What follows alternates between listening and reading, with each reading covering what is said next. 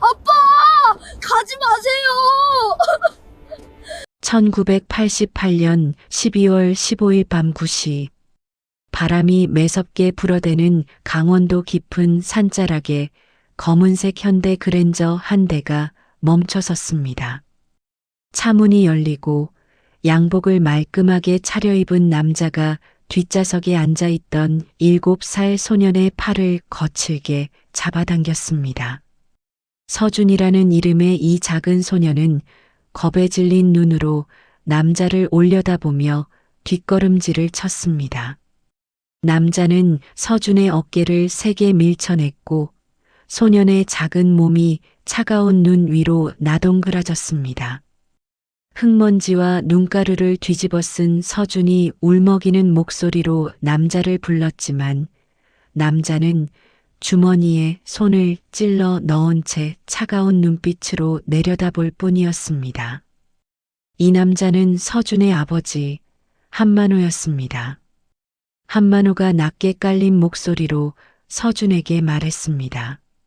엄마가 이 근처에서 기다리고 있으니 가만히 앉아서 기다리라고, 울면 엄마가 못 찾아온다고, 꼼짝 말고 그 자리에 있으라고 말했죠.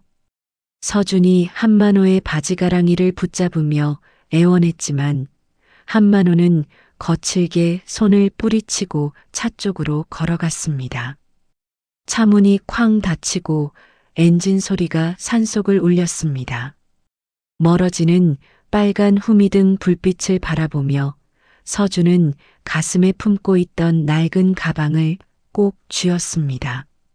사실 서준의 머릿속에는 사흘 전 병원에서 본 끔찍한 장면이 떠올랐습니다. 1988년 12월 12일 서울 강남의 한 대형 병원 특실. 서준의 어머니가 창백한 얼굴로 침대에 누워 가쁜 숨을 몰아쉬고 있었습니다. 산소호흡기의 규칙적인 소리만이 병실을 가득 채웠죠. 어머니는 떨리는 손으로 탁자 위의 약병을 향해 손을 뻗었지만 옆에 서 있던 한만호가 그 약병을 집어 자신의 양복 주머니에 넣어버렸습니다. 한만호는 시계를 확인하며 평온한 표정으로 침대 옆 의자에 앉았습니다. 어머니의 눈에서 굵은 눈물이 주르륵 흘러내렸고 몸을 심하게 뒤틀며 괴로워했습니다.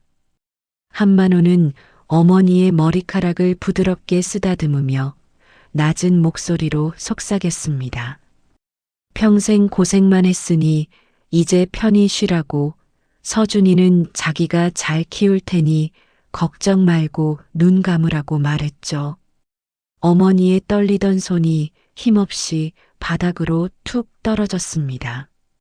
심전도 기계에서 긴 경보음이 울려 퍼졌지만 한만호는 전혀 놀라거나 당황하지 않았습니다. 오히려 차분하게 전화기를 꺼내 누군가에게 연락을 취했습니다. 준비한 대로 진행하라는 지시였습니다. 그 모든 과정을 서준은 침대 밑 어두운 구석에 웅크리고 앉아 지켜봤습니다. 한만호가 무서운 이야기를 한다며 침대 밑에 숨으라고 했던 말을 그대로 따른 것이었는데 그곳에서 본 광경은 7살 아이에게는 너무나 충격적이었습니다. 아빠가 엄마를 죽이고 있었던 겁니다. 하지만 서준은 너무 어렸고 너무 무서웠습니다. 그저 몸을 더 작게 웅크린 채 떨고 있을 수밖에 없었죠. 그날 밤 엄마가 숨을 거두기 직전 한만호가 잠시 병실을 비운 사이 어머니가 마지막 힘을 다해 침대 밑 서준을 불렀습니다. 서준이 기어 나오자 어머니는 떨리는 손으로 서준의 작은 가방에 무언가를 넣어 주었습니다. 카세트 녹음기였습니다. 어머니는 서준의 귀에 대고 가느다란 목소리로 속삭였습니다. 이것만은 절대 잃어버리면 안 된다고, 엄마가 준 것을 꼭 간직해야 한다고, 나중에 크면 이걸 들어보라고 말했습니다. 그것이 어머니와 나눈 마지막 대화였습니다. 장례식이 끝나고 문상객들이 모두 돌아간 밤. 한만호는 서준의 손을 억지로 잡아 끌고 차에 태웠습니다. 엄마를 보러 간다는 말에 서준은 순순히 따라갔지만 차는 서울 시내를 벗어나 점점 어두운 곳으로 향했습니다. 창밖에 네온사인과 가로등이 하나둘 사라지고 마침내 칠흑 같은 어둠만이 남았습니다. 눈발이 점점 거세졌습니다. 그렇게 2시간을 달려 도착한 곳이 바로 이곳 강원도 깊은 산속이었습니다. 이제 서준은 차가운 눈바닥에 홀로 남겨진 채 멀어져가는 아버지의 차를 바라보고 있었습니다. 서준은 주저앉아 떨리는 손으로 가방을 열었습니다. 엄마가 돌아가시기 직전 손에 쥐어준 그 녹음기가 보였습니다. 서준은 녹음기를 꺼내 가슴에 꼭 안았습니다. 무심코 재생 버튼을 눌렀습니다. 지지직거리는 잡음 사이로 엄마의 목소리가 흘러나왔습니다. 엄마는 서준에게 이 테이프에 중요한 진실이 담겨 있다고, 아빠가 엄마한테 무슨 짓을 했는지 나중에 꼭 알아야 한다고, 언젠가 크면 이 진실을 밝혀달라고 말하고 있었습니다. 이어서 한만호와 엄마가 나누던 대화가 생생하게 재생되기 시작했습니다. 한만호는 차가운 목소리로 말했습니다. 엄마 명의로 된 회사 지분이 이제 모두 자기 것이 되었다고, 인감도장 덕분에 모든 절차가 순조로웠다고, 고맙다고 비웃었습니다. 엄마의 떨리는 목소리가 이어졌습니다. 서준이는 어떻게 하려는 거냐고, 아이만은 제발 지켜달라고 애원했습니다. 하지만 한만호의 대답은 냉혹했습니다. 서준도 엄마를 따라 보낼 거라고, 이 산골짝 어딘가에 두고 오면 된다고, 겨울 산은 추우니까 금방 얼어 죽을 거라고 말했습니다. 7살 서준이 모든 내용을 완벽하게 이해할 수는 없었지만 한 가지는 분명히 알 수 있었습니다. 아빠가 엄마를 죽였고 지금 자신도 죽이려 한다는 것. 서준은 온몸이 부들부들 떨렸습니다. 공포와 추위, 그리고 배신감이 한꺼번에 몰려왔습니다. 서준은 녹음기를 가방에 다시 넣고 덤불 속으로 몸을 숨겼습니다. 눈은 점점 더 많이 내렸고 서준의 작은 몸을 하얗게 덮어갔습니다. 손발의 감각이 서서히 사라졌습니다. 의식도 점점 흐려졌습니다. 서준의 눈꺼풀이 스르르 감겨갔습니다. 그때 저 멀리서 희미한 불빛이 보였습니다. 사람의 목소리도 들려왔습니다. 하지만 서준은 이미 그 소리를 제대로 들을 수 없었습니다. 차가운 어둠이 서준을 집어삼키고 있었습니다. 20년 뒤 그 아이는 살아서 돌아왔습니다. 변호사가 되어 한만호의 목을 겨누며 말이죠. 1988년 12월 16일 새벽 2시 야간 등산을 즐기던 강상훈과 이미영 부부가 덤불 사이에서 작은 몸뚱이를 발견했습니다. 전등 불빛을 비추자 파란 속옷을 입은 소년이 새파랗게 질린 얼굴로 눈 속에 파묻혀 있었습니다. 이미영이 황급히 서준을 끌어안았을 때 아이의 몸은 얼음장처럼 차가웠습니다.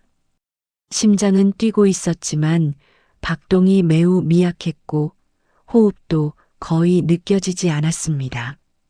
강상훈이 서준을 등에 업고 산을 내려가기 시작했습니다. 이미영은 서준이 떨어뜨린 낡은 가방을 주워 남편의 뒤를 따랐습니다. 가방 안에는 카세트 녹음기 하나와 서준이라고 적힌 이름표가 달려 있었습니다. 응급실에 도착한 서준은 곧바로 중환자실로 옮겨졌습니다. 의사는 심각한 표정으로 고개를 저었습니다. 저체온증이 위중한 상태라고 1시간만 늦었어도 생명이 위험했을 거라고 깨어날지는 장담할 수 없다고 말했습니다. 강상훈과 이미영은 경찰에 신고를 했지만 실종 신고된 아이 중에 서준이라는 이름을 가진 아이는 없었습니다. 부부는 번갈아가며 서준의 병실을 지켰습니다. 이미영은 서준의 차가운 손을 쓰다듬으며 밤을 새웠습니다. 이 작은 아이를 누가 이런 깊은 산속에 버렸을까? 부유해 보이는 옷차림과 영양 상태가 좋은 얼굴을 보면 분명 사연이 있을 텐데 도대체 무슨 일이 있었던 걸까 궁금했습니다. 사흘째 되는 날 아침, 서준의 눈꺼풀이 천천히 떨리기 시작했습니다. 이미영이 급히 간호사를 불렀고 의료진이 달려왔습니다. 서준이 천천히 눈을 떴습니다. 하지만 입술은 굳게 다문 채 어떤 말도 하지 않았습니다. 창밖만 멍하니 바라볼 뿐이었습니다. 의사는 심리적 충격으로 인한 함구증이라고 진단했습니다. 무슨 일을 겪었는지 알 수 없지만 아이가 받은 정신적 충격이 상당하다고 했습니다. 경찰은 더 이상 조사할 단서가 없다며 서준을 인근 고아원으로 보내기로 결정했습니다. 하지만 이미영은 밤새 서준을 생각했습니다.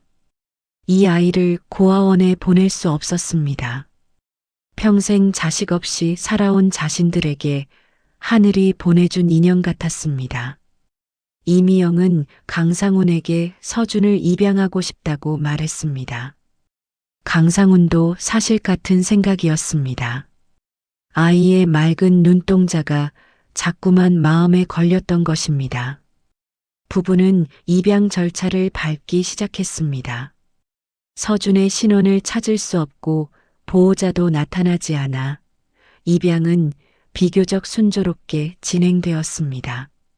1989년 1월, 서준은 강상훈과 이미영의 아들이 되어 집으로 돌아왔습니다. 첫날 밤, 이미영이 서준을 목욕시키고 따뜻한 옷을 입혔습니다. 서준은 여전히 한마디도 하지 않았지만 이미영의 손을 꼭 잡았습니다. 강상훈은 서준의 가방을 정리하던 중 녹음기를 발견했습니다. 이미영이 다가와 녹음기를 함께 들여다보았습니다. 배터리가 남아있는 것 같았습니다. 강상훈이 조심스럽게 재생 버튼을 눌렀습니다. 지지직거리는 소음 뒤로 여자의 가느다란 목소리가 흘러나왔습니다. 서준에게 전하는 엄마의 마지막 메시지였습니다. 그리고 이어진 내용은 두 사람을 경악하게 만들었습니다. 한만호라는 남자가 아내의 재산을 빼앗기 위해 약을 감추고 아내를 죽게 내버려 두고 심지어 아들까지 산에 버릴 계획을 세운 정황이 적나라하게 녹음되어 있었습니다. 이미영이 입을 막고 눈물을 흘렸습니다. 세상에 이런 악마 같은 인간이 존재한다는 사실이 믿기지 않았습니다. 강상훈은 녹음기를 껐습니다. 이것을 경찰에 신고하고 싶었지만 상대가 누군지 모르는 상황에서 섣불리 움직이면 서준이 위험해질 수 있었습니다. 녹음 내용으로 미루어 보아 한만호는 분명 큰 권력과 재력을 가진 인물일 것이 분명했습니다. 강상훈이 단호한 표정으로 결심했습니다. 때를 기다리자고 서준이 스스로를 지킬 수 있을 때까지 자신들이 방패가 되어주자고 그때까지 이 녹음기를 안전하게 보관하자고 마음먹었습니다.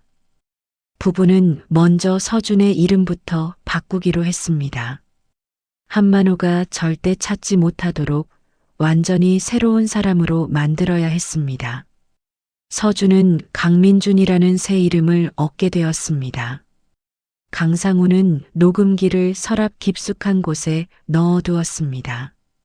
언젠가 민준이 자라서 진실을 알아야 할 때 이 녹음기가 가장 강력한 무기가 될 것이라고 생각했습니다. 그날 이후 이미영은 민준에게 정성을 다해 밥을 지어 먹였습니다. 밤마다 책을 읽어주고 따뜻하게 품어주었습니다. 민준은 여전히 말을 하지 않았지만 조금씩 표정이 살아나기 시작했습니다. 그러던 어느 날 밤, 이미영이 민준의 머리를 쓰다듬으며 자장가를 불러주고 있을 때였습니다. 민준이 이미영의 손을 꼭 잡으며 아주 작은 목소리로 입을 뗐습니다. 단 한마디였습니다. 이미영은 민준을 와락 껴안고 펑펑 울었습니다. 문 밖에서 그 소리를 듣던 강상훈도 소매로 눈가를 훔쳤습니다. 하지만 민준은 부모님이 잠든 것을 확인한 후 매일 밤 서랍에서 녹음기를 꺼냈습니다. 이어폰을 귀에 꽂고 한만호의 목소리를 들으며 입술을 깨물었습니다. 어린 나이였지만 민준은 분명히 알고 있었습니다. 아빠가 엄마를 죽였다는 것을, 자신도 죽이려 했다는 것을, 언젠가 반드시 복수해야 한다는 것을 말입니다. 민준은 차가운 눈빛으로 허공을 응시하며 다짐했습니다. 한만호, 당신이 우리 엄마한테 한 짓을 절대 잊지 않겠다고, 언젠가 반드시 대가를 치르게 하겠다고 말이죠. 민준은 그날부터 마음속에 복수의 씨앗을 심었습니다. 그 씨앗은 세월이 흐르며 점점 자라나 민준의 전부가 되어갔습니다. 1990년 봄, 민준은 이제 9살이 되어 초등학교에 입학했습니다. 말수는 여전히 적었지만 학교 성적은 늘 반에서 1등이었습니다. 담임 선생님은 학부모 상담 때마다 강상훈과 이미영에게 민준이 천재 같다고, 이해력과 암기력이 또래보다 월등하다고 칭찬했습니다. 하지만 민준에게 공부는 단순한 학습이 아니었습니다. 복수를 위한 준비였습니다. 한만호를 무너뜨리기 위해서는 강해져야 했고, 똑똑해져야 했고, 권력을 가져야 했습니다. 민준은 매일 밤 책상 앞에 앉아 교과서를 펼쳤습니다. 그리고 공부를 시작하기 전 항상 똑같은 의식을 치렀습니다. 서랍 깊숙한 곳에서 낡은 카세트 녹음기를 꺼내 이어폰을 귀에 꽂는 것이었습니다. 지지직거리는 소음 사이로 흘러나오는 한만호의 목소리, 엄마의 재산을 빼앗았다는 자백, 약을 감췄다는 고백, 아들을 산에 버리겠다는 냉혹한 계획. 민준은 그 목소리를 들으며 주먹을 꽉 쥐었습니다. 분노가 온몸을 타고 흘렀지만 민준은 그 분노를 삼키고 책장을 넘겼습니다. 감정을 억누르고 목표에 집중하는 법을 배워가고 있었습니다. 1993년 중학교 1학년이 된 민준은 담임 선생님의 추천으로 영재반에 선발되었습니다. 강상훈과 이미영은 기뻐했지만 민준의 표정은 담담했습니다. 이것은 시작에 불과했으니까요. 민준은 학교 도서관에서 법학 관련 서적을 찾기 시작했습니다. 형법, 민법, 상법, 소송법. 중학생이 읽기에는 어려운 내용이었지만 민준은 포기하지 않았습니다. 모르는 단어는 사전을 찾아가며 하나하나 익혔습니다. 밤늦게까지 불 켜진 민준의 방을 보며 이미영은 걱정스러운 얼굴로 강상훈에게 말했습니다. 아이가 너무 무리하는 것 같다고, 건강이 걱정된다고, 조금은 쉬라고 말해야 하지 않겠냐고 물었습니다. 하지만 강상훈은 고개를 저었습니다. 민준의 눈빛을 보면 알 수 있었습니다. 저 아이는 무언가를 향해 달려가고 있고 그것을 막을 수 없다는 것을 말이죠. 부부는 다만 민준이 건강하게 지낼 수 있도록 영양가 있는 음식을 챙겨주고 밤늦게까지 공부하는 아들을 위해 따뜻한 차를 끓여주는 것으로 마음을 대신했습니다. 1995년 민주는 중학교 3학년을 월반하고 조기 졸업했습니다. 만 14세의 나이에 고등학교에 입학한 것입니다. 학교 선생님들은 모두 놀라워했지만 민준에게는 당연한 수순이었습니다. 시간을 아껴야 했습니다. 한만호를 무너뜨릴 준비를 하루라도 빨리 끝내야 했습니다. 고등학교 시절 민주는 더욱 치열하게 공부했습니다. 전교 1등은 기본이었고 각종 경시대회에서 상을 휩쓸었습니다. 특히 토론대회에서는 단 한 번도 진 적이 없었습니다. 논리적 사고력과 순발력 그리고 상대의 약점을 정확히 파고드는 능력이 탁월했습니다. 하지만 민준에게 친구는 없었습니다. 또래보다 어린 나이에 고등학교에 다녔기 때문이기도 했지만 민준 스스로가 다른 사람과의 관계를 차단했기 때문이었습니다. 쉬는 시간에도 혼자 책을 읽고 점심시간에도 혼자 식사를 했습니다. 다른 학생들이 연애나 게임 이야기를 할 때 민준은 법률 판례집을 읽었습니다. 민준의 머릿속은 오직 하나로 가득 차 있었습니다. 한만호. 그 이름을 떠올릴 때마다 민준의 눈빛은 얼음장처럼 차가워졌습니다.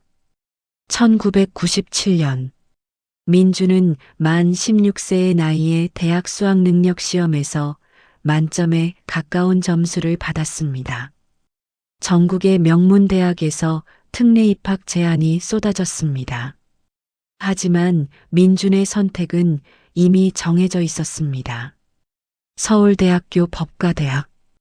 한국 최고의 법조인을 배출하는 곳, 그곳에서 민준은 복수의 칼날을 벼리기로 결심했습니다. 대학 입학 전날 밤, 민준은 책상 앞에 앉아 낡은 녹음기를 마지막으로 들었습니다.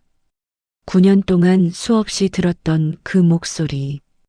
이제는 한 글자 한 글자 모두 외울 정도였습니다. 민준은 녹음기를 끄고 서랍 깊숙이 넣었습니다. 그리고 거울 앞에 섰습니다. 거울 속에는 더 이상 산속에서 울던 7살 소년이 아니었습니다.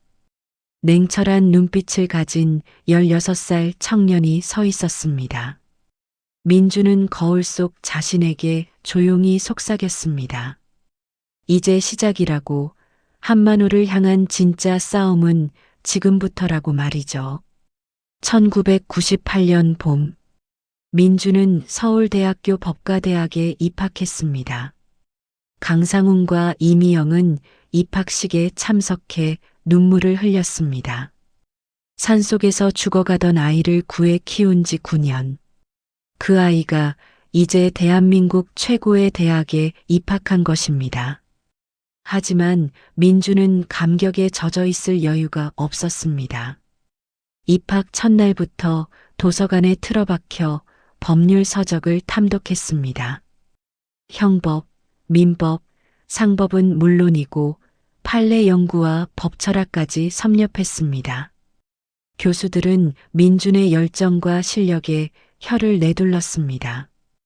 1학년임에도 불구하고 고학년 전공 과목을 이해하고 교수와 대등하게 토론했습니다. 2000년, 민주는 대학 3학년 때 사법시험 준비를 본격적으로 시작했습니다. 당시 사법시험은 합격률이 3%도 안 되는 극악의 난이도를 자랑했습니다. 하지만 민준에게 실패라는 단어는 없었습니다. 하루 18시간씩 공부했습니다. 새벽 4시에 일어나 밤 12시까지 책상을 떠나지 않았습니다. 식사 시간도 아까워 책을 보며 밥을 먹었습니다. 이미영이 영양제를 챙겨줘도 민주는 고개만 끄덕일 뿐 공부를 멈추지 않았습니다. 강상우는 그런 아들을 보며 안타까워했지만 동시에 자랑스러웠습니다. 저 아이가 무엇을 향해 달려가는지는 몰랐지만 저 눈빛만큼은 진심이라는 것을 알 수 있었습니다. 2002년 민주는 만 21세의 나이에 사법시험에 합격했습니다. 전체 수석 합격이었습니다. 신문에는 역대 최연소 수석 합격자라는 기사가 실렸습니다. 강상훈과 이미영은 동네 잔치를 열었습니다. 이웃들이 모여 축하해 주었고 떡을 돌렸습니다. 하지만 민준의 표정은 담담했습니다. 이것은 끝이 아니라 시작이었으니까요. 사법연수원에서의 2년. 민준은 최고 성적으로 수료했습니다. 대형 로펌에서 스카우트 제안이 쏟아졌습니다. 연봉 1억 원 이상을 제시하는 곳도 있었습니다. 하지만 민준은 모두 거절했습니다. 민준의 목표는 단 하나였습니다. 한성그룹. 한만호가 경영하는 바로 그 회사, 그곳의 법무팀에 들어가는 것이었습니다. 2004년 가을, 민주는 인터넷으로 한성그룹을 검색했습니다. 한만호의 사진이 화면에 떴습니다. 16년 전 그날 밤 자신을 산에 버리고 떠났던 바로 그 남자. 이제 머리가 희끗희끗해지고 주름이 깊어졌지만 여전히 거만한 표정은 그대로였습니다. 민주는 화면 속 한만호를 차갑게 응시했습니다. 16년을 기다렸습니다. 이제 그 기다림이 끝나가고 있었습니다. 민주는 한성그룹 신입 변호사 채용 공고에 지원서를 넣었습니다. 서울대 법대 수석 졸업, 사법시험 수석 합격, 사법연수원 최우수 수료, 완벽한 스펙이었습니다. 일주일 후 면접 통지서가 도착했습니다. 민주는 면접 날짜를 달력에 표시했습니다. 2004년 11월 15일, 16년 만에 한만호와 다시 만나는 날이었습니다. 면접 전날 밤, 민주는 정장을 말끔하게 준비하고 가방 깊숙한 곳에 녹음기를 넣었습니다. 16년 동안 민준과 함께 해온 그 녹음기. 이제 그것이 한만호를 무너뜨릴 가장 강력한 무기가 될 것이었습니다. 민주는 거울 앞에 섰습니다. 정장을 입은 자신의 모습이 낯설었습니다. 더 이상 버려진 아이가 아니었습니다. 복수의 칼날을 품은 변호사였습니다. 민주는 거울 속 자신에게 차갑게 웃으며 속삭였습니다. 한만호, 당신의 악몽이 이제 시작됩니다. 2004년 11월 15일, 한성그룹 본사 건물 앞에 민준이 섰습니다. 강남 한복판에 우뚝 솟은 30층 건물이었습니다. 유리로 뒤덮인 외벽이 햇살을 받아 눈부시게 빛났습니다. 민주는 검은 정장 차림으로 로비에 들어섰습니다. 심장이 격렬하게 뛰었지만 표정은 얼음처럼 차갑게 유지했습니다. 16년 전 눈 내리는 산속에서 떨고 있던 7살 소년. 지금은 서울대 법대를 수석 졸업하고 사법시험을 수석으로 통과한 변호사가 되어 이곳에 서 있었습니다. 안내 데스크를 지나 엘리베이터에 올랐습니다. 최상층 회장실로 향하는 엘리베이터 안에서 민주는 가방을 꼭 쥐었습니다. 가방 안에는 16년 동안 간직해온 그 녹음기가 들어 있었습니다. 면접실 문이 열렸습니다. 넓은 테이블 중앙에 한만호가 거만한 자세로 앉아 있었습니다. 16년 만에 보는 아버지의 얼굴이었습니다. 머리는 백발이 섞였고 주름이 깊어졌지만 그 차가운 눈빛은 여전했습니다. 민준의 온몸에 소름이 돋았습니다. 하지만 표정 하나 변하지 않았습니다. 한만호는 돋보기를 끼고 민준의 이력서를 훑어보았습니다. 서울대 법대 수석, 사법시험 수석, 사법연수원 최우수 수료, 대형 로펌 제안을 모두 거절하고 한성그룹을 선택한 점도 눈에 띄었습니다. 한만호가 이력서를 테이블에 툭 던지며 민준을 빤히 쳐다보았습니다. 민준은 한만호의 눈을 똑바로 응시하며 침착하게 대답했습니다. 한성그룹이 자신의 꿈의 시작이라고 회장님 밑에서 최고의 법률 전문가로 성장하고 싶다고 말했습니다. 한만호가 입가에 묘한 미소를 띄우며 민준을 머리부터 발끝까지 훑어보았습니다. 배짱이 좋다고 자신의 눈을 피하지 않는 신입은 오랜만이라고 법전만 파는 범생이보다 이런 독종이 필요하다고 중얼거렸습니다. 옆에 앉아있던 인사팀장이 거들었습니다.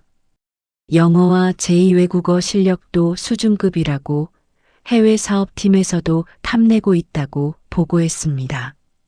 한만호가 의자 등받이에 몸을 기대며 고개를 끄덕였습니다. 당장 내일부터 출근하라고, 대신 자기 밑에서 일하려면 개인 시간은 포기해야 한다고 경고했습니다. 민준이 허리를 숙여 인사하며 최선을 다하겠다고 답했습니다. 면접실을 나온 민준은 복도 끝 화장실로 들어가 세면대에 찔린 손을 씻었습니다. 차가운 물이 손끝을 타고 흘러내렸지만 손은 여전히 떨리고 있었습니다. 16년 만에 본 한만호. 그 남자는 민준을 전혀 알아보지 못했습니다. 당연했습니다. 7살 서준과 23살 강민준은 완전히 다른 사람이었으니까요. 민준은 거울 속 자신을 바라보며 입술을 깨물었습니다. 드디어 한 걸음 다가왔다고 한만호 옆에서 그가 무너지는 것을 똑똑히 지켜보겠다고 다짐했습니다. 2004년 11월 16일 민준의 첫 출근 날이었습니다. 한성그룹 법무팀 사무실은 25층에 위치해 있었습니다. 민준은 자신의 책상을 배정받고 서류들을 정리하기 시작했습니다. 동료들이 하나둘 인사를 건넸지만 민준은 최소한의 대답만 했습니다. 친해질 필요가 없었습니다. 이곳은 전쟁터였고 민준은 스파이였으니까요.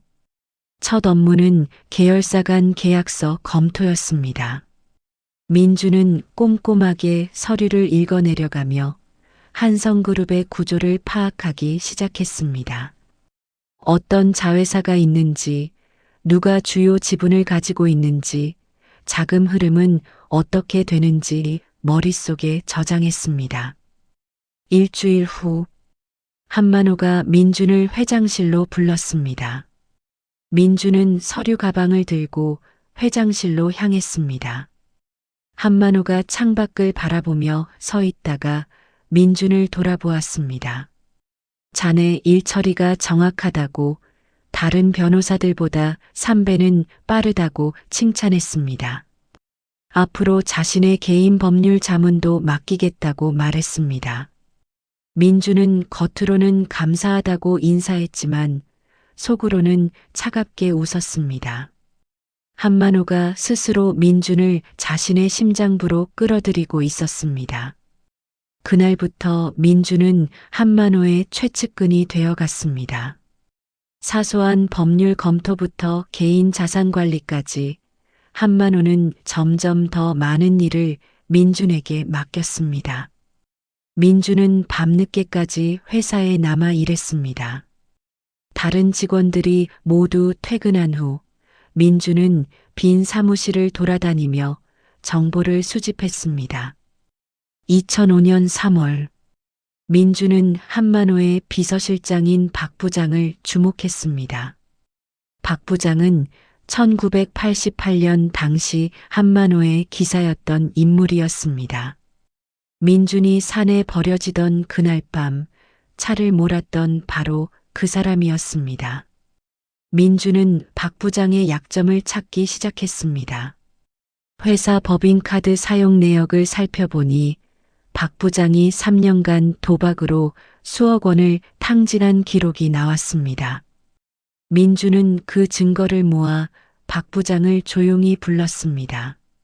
한적한 회의실에서 민준은 서류를 박 부장 앞에 밀어놓았습니다. 박 부장의 얼굴이 새하얗게 질렸습니다. 민준이 차가운 목소리로 말했습니다. 이 사실이 회장님 귀에 들어가면 어떻게 될지 알 것이라고. 하지만 자신은 이 비밀을 지켜줄 수 있다고 대신 조건이 있다고 말했습니다. 박 부장이 떨리는 손으로 이마에 땀을 닦았습니다. 무엇이든 하겠다고 제발 회장님께는 말하지 말아달라고 애원했습니다. 민준이 요구한 것은 단 하나였습니다. 회장님의 비밀 문서고에 들어갈 수 있는 마스터카드를 내놓으라는 것이었습니다. 박 부장이 주저했습니다. 그것만은 절대 안 된다고 회장님이 알면 자신은 끝이라고 떨었습니다. 민준이 핸드폰을 들어 감사팀 번호를 누르려 했습니다. 박 부장이 급히 손을 내저으며 알겠다고 주겠다고 항복했습니다. 박 부장은 주머니에서 카드키 하나를 조심스럽게 꺼내 민준에게 건넸습니다. 민준은 카드를 받아 가방에 넣으며 차갑게 웃었습니다. 그날 밤 11시 건물의 불이 대부분 꺼진 시각이었습니다.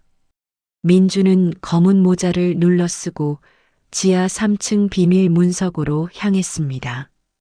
카드키를 찍자 묵직한 철문이 소리 없이 열렸습니다. 민준은 손전등을 비추며 1988년 서류들이 보관된 구역을 찾았습니다. 먼지 쌓인 박스들 사이에서 태양소프트 인수합병 서류를 발견했습니다. 태양소프트, 민준 어머니의 회사였습니다. 민준은 서류를 한 장씩 카메라로 찍기 시작했습니다.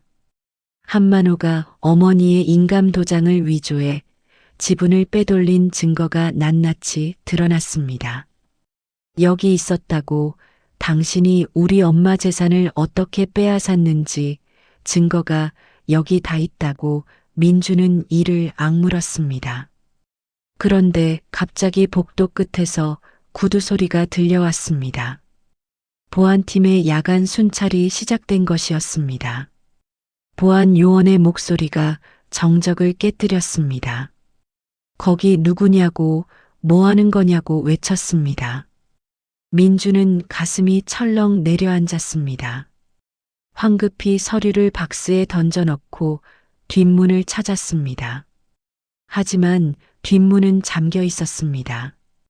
보안 요원들이 점점 가까이 다가왔습니다. 민준은 덩치 큰 서류 캐비닛 뒤로 몸을 숨겼습니다. 숨소리조차 죽인 채 보안 요원들이 지나가기를 기다렸습니다.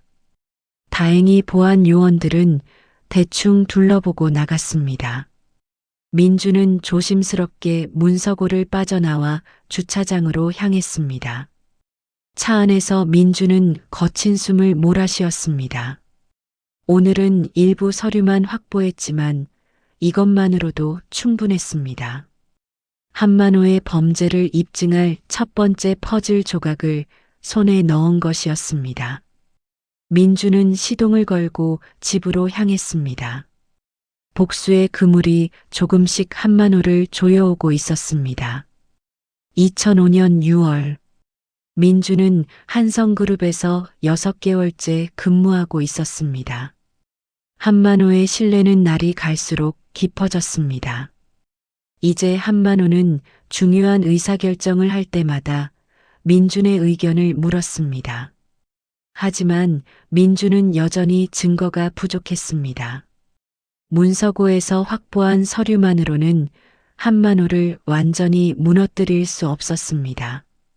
결정적인 증거가 필요했습니다.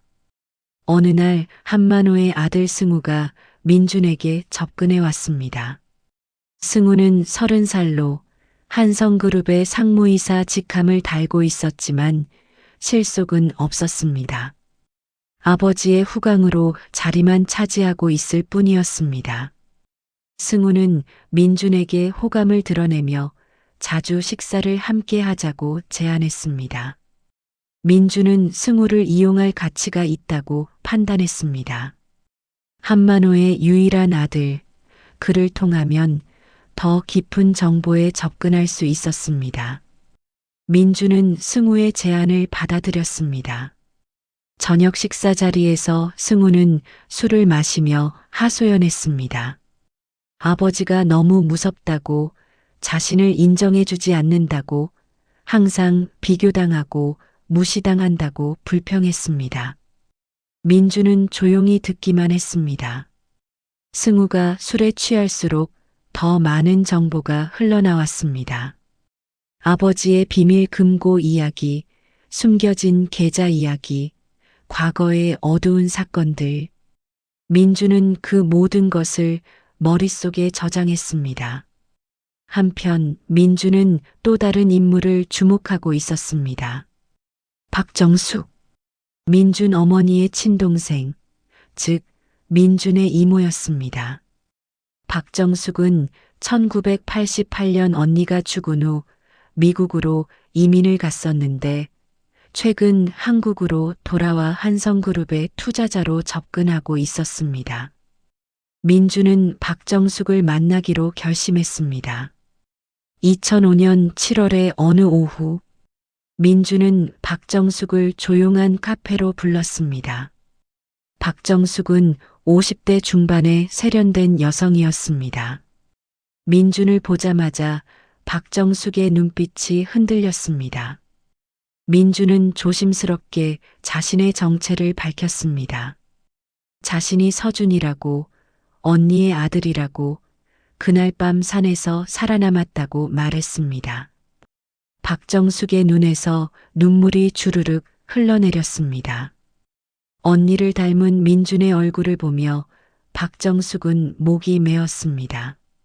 민준은 가방에서 녹음기를 꺼내 박정숙에게 들려주었습니다.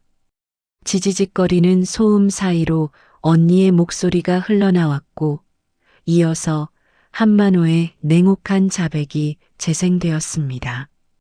박정숙은 얼굴을 감싸쥐고 흐느꼈습니다. 저 인간이 정말 언니를 그렇게 죽였다고, 서준이까지 죽이려 했다고, 세상에 이런 악마가 있을 수 있냐고 울분을 터뜨렸습니다. 민준은 차분하게 말했습니다.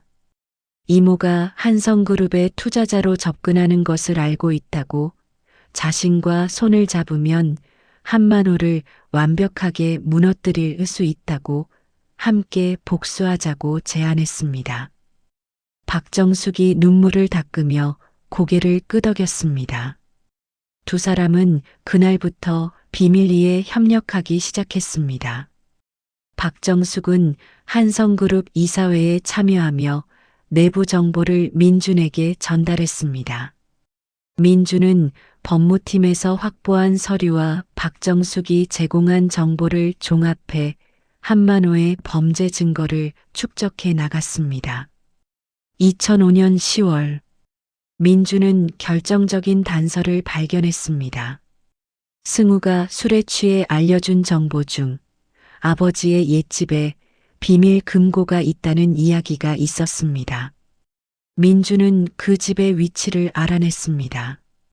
한만호가 재혼 전 민준의 어머니와 함께 살았던 낡은 단독주택이었습니다. 지금은 철거를 앞두고 방치되어 있었습니다. 어느 날 밤 민준은 그 집을 찾아갔습니다. 부서진 대문을 밀고 들어가자 황량한 마당이 나타났습니다. 집안은 거미줄과 먼지로 가득했습니다. 민준은 손전등을 비추며 집안을 수색했습니다. 거실 벽장 뒤쪽에 작은 금고가 숨겨져 있었습니다. 승우가 알려준 비밀번호를 입력하자 금고가 열렸습니다. 안에는 낡은 서류 봉투가 들어 있었습니다. 민주는 떨리는 손으로 봉투를 열었습니다. 그 안에는 어머니의 친필 유언장이 들어 있었습니다. 한만호가 조작했던 유언장의 원본이었습니다. 유언장에는 분명하게 적혀 있었습니다. 모든 재산은 아들 서준에게 상속한다고, 한만호에게는 단 한 푼도 주지 않는다고, 만약 자신이 의문사하면 한만호를 의심하라고 적혀 있었습니다. 민준의 눈에서 뜨거운 눈물이 떨어졌습니다. 엄마가 마지막까지 자신을 지키려 했다는 증거였습니다. 민준은 유언장을 가슴에 꼭 안았습니다. 하지만 그때 집 밖에서 차 소리가 들렸습니다. 한만호가 보낸 사람들이었습니다. 박 부장이 민준의 수상한 행동을 한만호에게 보고한 것이었습니다. 민준은 황급히 유언장을 품에 넣고 뒷문으로 도망쳤습니다. 검은 옷을 입은 남자들이 집 안으로 뛰어들어왔지만 민준은 이미 담장을 넘어 사라진 뒤였습니다. 민준은 숨을 헐떡이며 골목길을 달렸습니다. 집으로 돌아온 민준은 유언장을 금고에 넣고 잠갔습니다. 이제 필요한 증거는 거의 다 모았습니다. 녹음기, 문서고의 서류, 그리고 어머니의 진짜 유언장. 하지만 민준은 알고 있었습니다. 한만호도 이제 자신을 의심하기 시작했다는 것을 말입니다. 다음 날 회사에 출근한 민준은 한만호에게 호출되었습니다. 회장실에 들어서자 한만호가 창밖을 바라보며 서 있었습니다. 한만호가 천천히 돌아서며 민준을 빤히 쳐다보았습니다. 오랜 침묵이 흘렀습니다.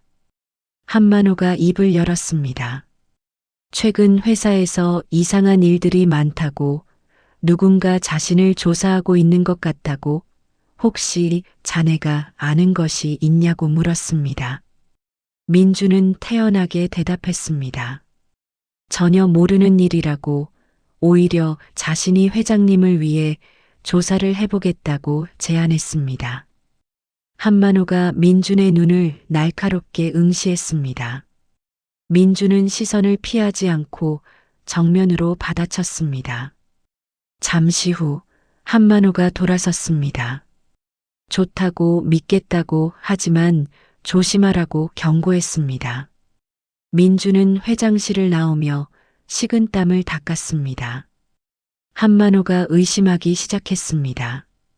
이제 시간이 얼마 남지 않았습니다. 민준은 서둘러 마지막 준비를 시작했습니다. 2005년 11월, 한만호의 의심은 날이 갈수록 깊어졌습니다. 민준의 행동 하나하나를 감시하기 시작했습니다. 박 부장을 시켜 민준의 동선을 추적하게 했고 전화도 도청했습니다. 민준은 그 사실을 알아차렸습니다. 회사 주차장에서 자신의 차에 추적 장치가 붙어 있는 것을 발견한 것입니다. 이제 더 이상 시간을 끌 수 없었습니다. 민준은 박정숙과 마지막 회의를 가졌습니다. 모든 증거를 정리했고 이제 경찰에 고발하고 언론에 공개할 준비가 끝났습니다. 하지만 그 전에 한만호를 직접 만나 진실을 밝히기로 했습니다. 어머니의 복수를 완성하기 위해서는 한만호 본인의 입으로 죄를 인정하게 만들어야 했습니다. 2005년 11월 20일 한만호에게서 문자가 왔습니다. 외곽의 별장으로 오라는 내용이었습니다. 중요한 이야기가 있다고 단둘이 만나자고 적혀 있었습니다. 민주는 함정인 줄 알면서도 가기로 했습니다. 가방에 녹음기와 모든 증거 서류를 챙겼습니다. 그리고 만약을 대비해 박정숙에게 위치를 알려주고 경찰에도 미리 연락을 취해 두었습니다. 별장에 도착하자 한만호가 테라스에서 기다리고 있었습니다. 주변에는 검은 정장을 입은 경호원들이 서 있었습니다. 민준이 차에서 내리자 한만호가 여유롭게 웃으며 손짓했습니다. 민준은 한만호 앞으로 천천히 걸어갔습니다. 한만호가 입을 열었습니다. 자네 정체가 궁금했다고, 그래서 조사를 해봤다고. 강민준이라는 사람은 1989년에 갑자기 나타났다고, 그 전 기록은 전혀 없다고 말했습니다. 민준은 침착하게 한만호를 바라봤습니다. 한만호가 계속 말을 이어갔습니다. 그러다 옛날 사진 한 장을 보게 됐다고, 자네 얼굴이 묘하게 낯익더라고. 그제서야 깨달았다고 냉소를 띠며 말했습니다. 자네가 바로 그 산에서 죽었어야 할 놈이구나라고 비웃었습니다. 민준의 눈빛이 차갑게 식었습니다. 이제 숨길 필요가 없었습니다. 민준이 입을 열었습니다. 맞다고, 자신이 서준이라고, 17년 전 당신이 눈 내리는 산에 버린 바로 그 아이라고 또렷하게 말했습니다. 한만호가 껄껄 웃었습니다. 정말 질긴 놈이라고, 그때 얼어 죽었어야 했는데 살아서 돌아왔다고, 하지만 이제 끝이라고 말했습니다. 한만호가 손짓하자 경호원들이 민준을 에워쌌습니다. 민준은 가방에서 녹음기를 꺼내 들었습니다. 이 안에 당신의 모든 죄가 담겨 있다고, 어머니가 남긴 증거라고, 이제 온 세상이 당신의 악행을 알게 될 거라고 외쳤습니다. 한만호가 비웃으며 경호원에게 눈짓했습니다. 경호원이 민준에게 달려들어 녹음기를 빼앗으려 했습니다. 민준이 저항했지만 숫자에 밀려 바닥에 쓰러졌습니다. 경호원이 민준의 머리채를 잡아 일으키려는 순간이었습니다. 별장 밖에서 사이렌 소리가 들려왔습니다. 경찰차 여러 대가 별장 앞에 도착했습니다. 한만호가 당황한 표정으로 주변을 둘러봤습니다. 경찰들이 별장 안으로 뛰어들어왔습니다. 선두에는 강도준이라는 이름의 형사가 서 있었습니다. 강도준은 몇 년 전부터 한만호를 조사해온 베테랑 형사였습니다. 민준이 미리 연락을 취해둔 사람이었습니다. 강도준이 권총을 겨누며 한만호에게 다가갔습니다. 한만호를 긴급 체포한다고, 살인방임죄와 아동유기죄로 체포영장이 발부됐다고 선언했습니다. 한만호가 비명을 질렀습니다. 증거가 뭐냐고, 함부로 건드리면 가만 안 둔다고 위협했습니다. 민준이 바닥에서 일어나 한만호 앞에 섰습니다. 가방에서 어머니의 진짜 유언장과 문서고에서 가져온 서류들을 꺼냈습니다. 여기 있다고, 당신이 어머니의 재산을 빼앗은 증거, 어머니를 죽게 내버려둔 증거, 나를 산에 버린 증거가 모두 여기 있다고 차갑게 말했습니다. 한만호의 얼굴이 새하얗게 질렸습니다. 경찰들이 한만호에게 수갑을 채웠습니다. 한만호가 발버둥 치며 소리쳤지만 이미 끝난 게임이었습니다. 민준은 한만호가 경찰차에 실려가는 모습을 조용히 지켜봤습니다. 17년을 기다렸습니다. 이제 첫 번째 복수가 시작되었습니다. 하지만 민준은 알고 있었습니다. 한만호는 권력과 돈이 많은 사람이라고, 쉽게 무너지지 않을 거라고, 진짜 싸움은 이제부터라는 것을 말입니다. 강도준이 민준의 어깨에 손을 얹었습니다. 고생했다고, 이제 법정에서 정의를 구현할 차례라고, 자신이 끝까지 함께하겠다고 다짐했습니다. 민준은 고개를 끄덕였습니다. 집으로 돌아온 민주는 양부모님께 모든 것을 털어놓았습니다. 자신의 진짜 정체, 17년간 준비해온 복수, 그리고 오늘 있었던 일까지 모두 말했습니다. 강상훈과 이미영은 눈물을 흘리며 민준을 껴안았습니다. 고생했다고, 잘했다고, 이제 다 끝날 거라고 위로했습니다. 하지만 민준의 싸움은 아직 끝나지 않았습니다. 한만호는 며칠 만에 보석으로 풀려났습니다.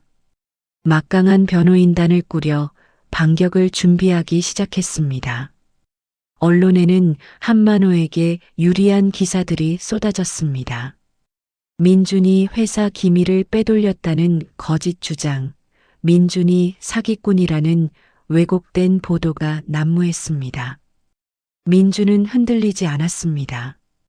강도준과 함께 검찰에 모든 증거를 제출했습니다. 녹음기, 유언장, 문서고, 서류, 박정숙의 증언까지 완벽하게 준비했습니다. 2005년 12월 검찰은 한만호를 정식 기소했습니다.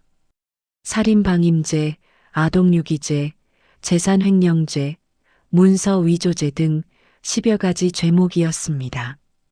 재판이 시작되었습니다. 2006년 1월 10일 서울중앙지방법원 대법정에 민준이 섰습니다. 법정은 취재진과 방청객들로 가득 찼습니다. 대한민국을 뒤흔든 재벌 살인 사건이었기 때문입니다. 피고인석에는 한만호가 초췌한 모습으로 앉아 있었습니다. 며칠간의 구속 생활로 얼굴은 수척해졌고 눈빛은 흐려져 있었습니다. 재판장이 입정하고 개정 선언이 울려 퍼졌습니다. 검사가 기소장을 낭독하기 시작했습니다. 피고인 한만호는 1988년 12월 아내를 살해하고 아들을 유기한 혐의로 기소되었다고, 또한 망인의 재산을 불법적으로 횡령한 혐의가 있다고 낭독했습니다. 민준은 증인석에 섰습니다. 판사가 민준에게 선서를 시켰습니다. 민준은 또렷한 목소리로 선서문을 낭독했습니다. 양심에 따라 진실만을 말할 것을 맹세한다고 말했습니다. 검사가 민준에게 질문하기 시작했습니다. 1988년 12월 15일 밤 무슨 일이 있었는지 증언해 달라고 요청했습니다. 민준은 깊게 숨을 들이마셨습니다. 그리고 17년 전 그날 밤의 기억을 하나하나 증언하기 시작했습니다. 병실에서 한만호가 어머니의 약을 감춘 것, 어머니가 숨을 거두는 것을 지켜본 것, 차를 타고 강원도 산속으로 끌려간 것, 눈 내리는 산에 홀로 버려진 것. 민준의 목소리는 떨리지 않았습니다. 차갑고 담담하게 사실만을 진술했습니다. 방청석에서 흐느끼는 소리가 들려왔습니다. 강상훈과 이미영이 눈물을 흘리며 민준을 바라보고 있었습니다. 검사가 녹음기를 재생했습니다. 법정 안에 어머니의 가느다란 목소리가 울려 퍼졌습니다. 이어서 한만호의 냉혹한 자백이 재생되었습니다. 재산을 빼앗았다는 말, 아이를 산에 버리겠다는 계획, 모든 것이 낱낱이 드러났습니다. 방청석이 술렁였습니다. 한만호의 변호인이 벌떡 일어나 이의를 제기했습니다. 녹음기는 17년이나 된 것으로 조작 가능성이 있다고, 증거로 인정할 수 없다고 주장했습니다. 하지만 검사가 추가 증거를 제출했습니다. 박 교수의 진료 기록, 어머니의 진짜 유언장, 문서고에서 가져온 횡령 서류까지 모두 법정에 제출되었습니다. 박정숙도 증인으로 나와 언니의 죽음에 대해 증언했습니다. 언니가 죽기 전 한만호에게 협박당했다는 것, 재산을 빼앗겼다는 것, 모든 것을 눈물로 호소했습니다.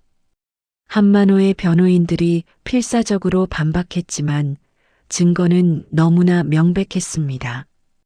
재판은 3개월간 이어졌습니다. 매 공판마다 민주는 법정에 섰고 새로운 증거를 제출했습니다. 한만호의 변호인단이 아무리 교묘하게 빠져나가려 해도 민주는 완벽하게 막아섰습니다. 17년간 준비한 복수는 한치의 빈틈도 없었습니다. 2006년 4월 20일 마침내 선고 공판이 열렸습니다. 재판장이 판결문을 낭독하기 시작했습니다. 피고인 한만호는 아내를 살해하고 아들을 유기한 비인간적 범죄를 저질렀다고, 반성의 기미가 전혀 보이지 않는다고, 따라서 무기징역을 선고한다고 엄숙하게 선언했습니다. 또한 불법적으로 취득한 전 재산을 몰수하고 피해자에게 배상하라고 명령했습니다. 법정이 박수 소리로 가득 찼습니다. 민주는 눈을 감았습니다. 17년을 기다렸습니다. 드디어 정의가 승리했습니다. 한만호는 교도관들에게 끌려나가면서도 민준을 향해 저주를 퍼부었습니다. 하지만 민준은 한만호를 보지도 않았습니다. 그저 방청석의 양부모님을 바라보며 조용히 고개를 숙였습니다. 법정을 나온 민준은 기다리고 있던 강상훈과 이미영의 품에 안겼습니다. 강상훈이 민준의 등을 토닥이며 말했습니다. 고생 많았다고, 이제 다 끝났다고, 엄마도 하늘에서 기뻐하실 거라고 위로했습니다. 이미영은 눈물을 흘리며 민준의 얼굴을 쓰다듬었습니다. 우리 아들 정말 장하다고, 이제 행복하게 살자고 속삭였습니다. 민준은 그제서야 눈물을 흘렸습니다.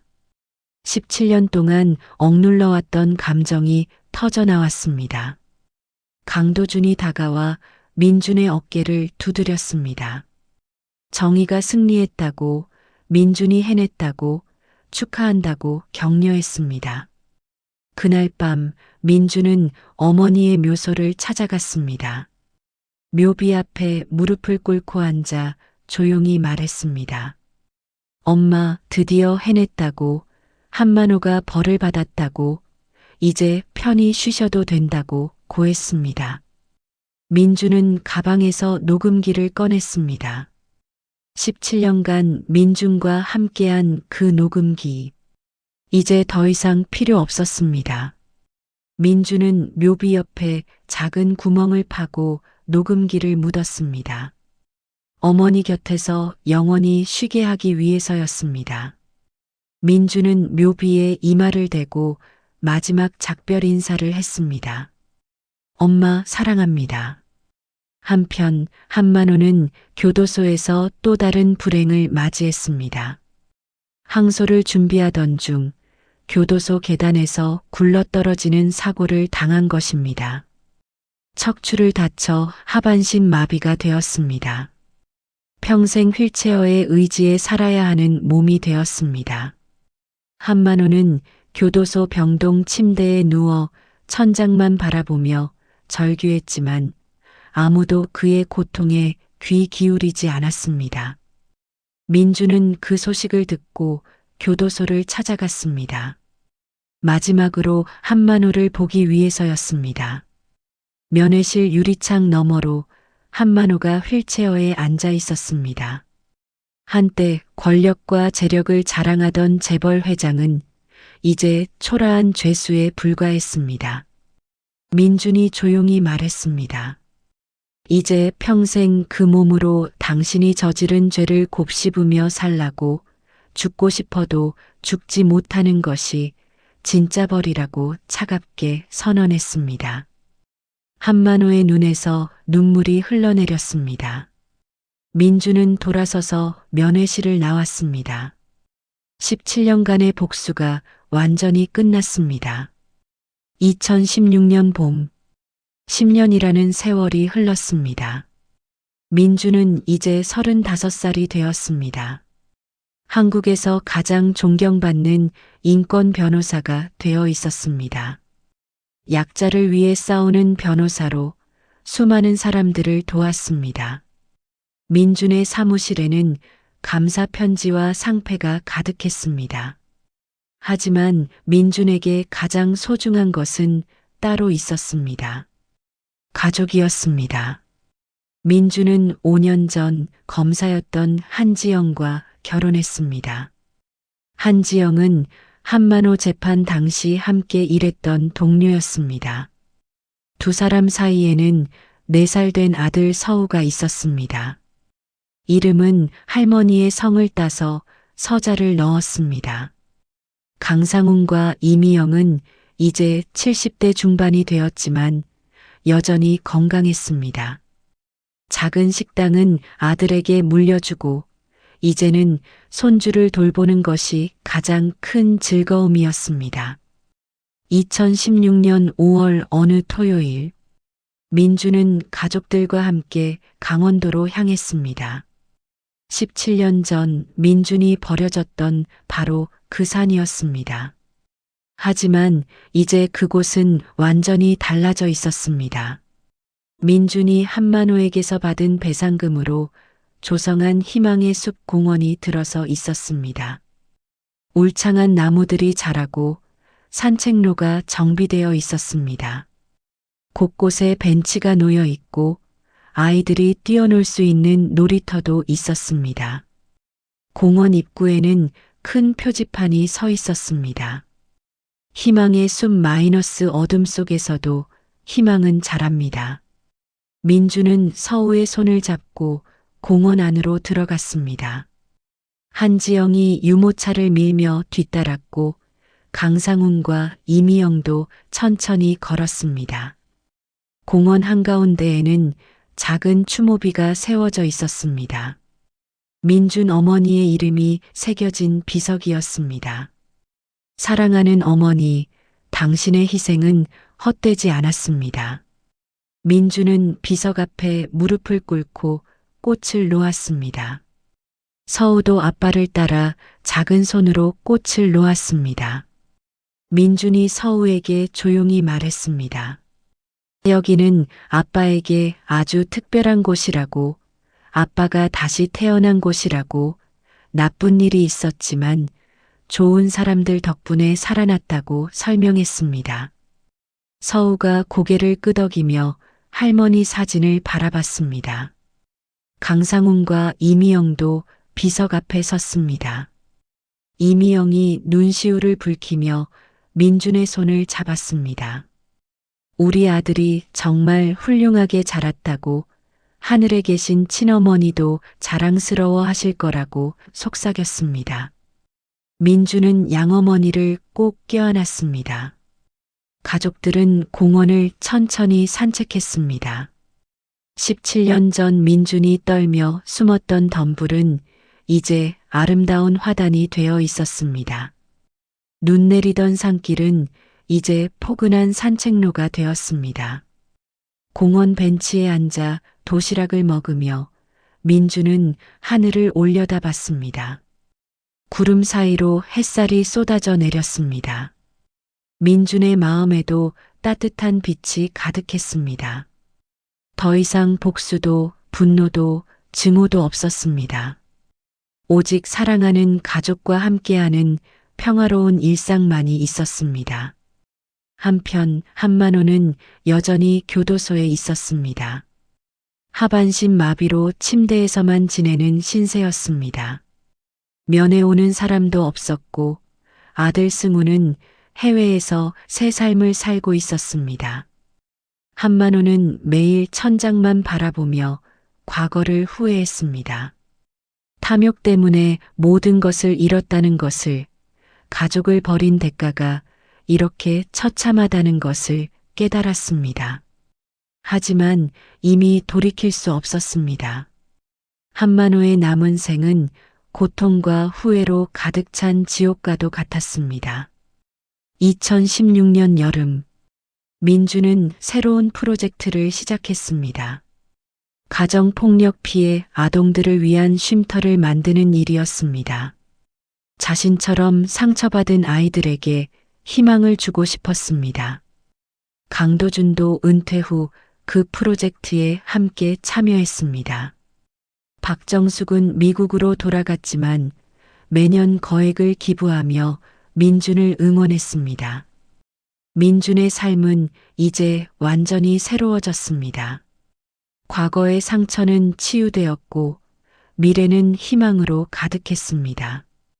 어느 날 저녁 민준은 서재에 앉아 오래된 사진 한 장을 꺼냈습니다. 어린 시절 어머니와 함께 찍은 사진이었습니다.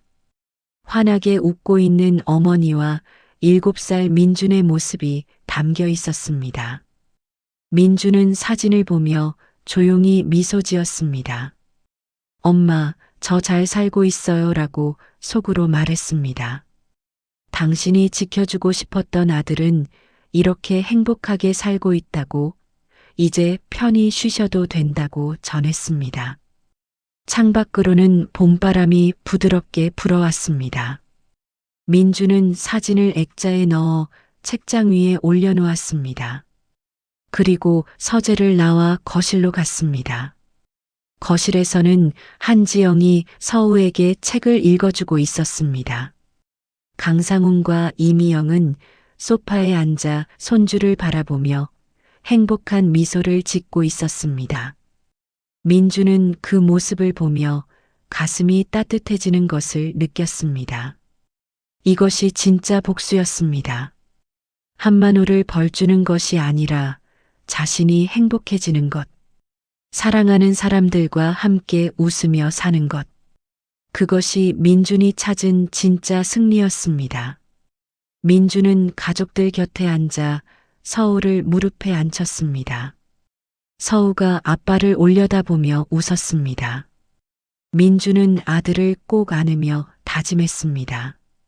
이 아이만큼은 절대 자신처럼 슬픈 과거를 갖지 않게 하겠다고, 오직 사랑과 행복만 주겠다고 마음먹었습니다. 창밖으로 저녁 노을이 아름답게 물들어갔습니다.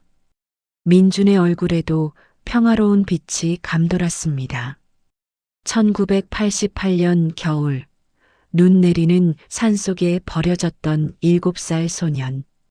2016년 봄, 사랑하는 가족에게 둘러싸인 35살 남자. 긴 여정이 마침내 끝났습니다. 정의는 늦었지만 반드시 승리했고, 사랑은 모든 상처를 치유했습니다. 민준의 이야기는 이렇게 희망으로 마무리되었습니다. 여기까지 이야기를 들어주셔서 진심으로 감사드립니다. 1988년 겨울, 산속에 버려진 7살 소년이 30년 만에 정의를 되찾은 오늘의 이야기, 어떻게 보셨나요?